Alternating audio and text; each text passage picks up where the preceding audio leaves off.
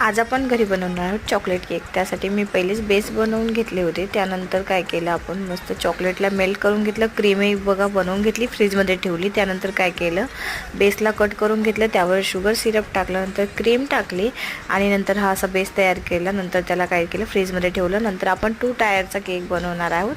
त्यासाठी बघा same procedure केली आहे। नंतर ग्लिटर घेतलं, कलर मिक्स केला आणि त्यावर मस्त टाकून दिला। नंतर आपण बघा त्याला सर्वपरी स्मूथली एकदम छान बनवून घेतला आणि बाजूला पुसून घेतला। आणि हा असा केक फायनल लुक होता केकचा। माझ्या मुलाचा बर्थडे होता, त्यामुळे मी आणि माझ्या बहिणीने दोघींनी मिळून घरी मस्त केक बनवलेला। आणि नंतर बघा बर्थडे पण सेलिब्रेशन झालं।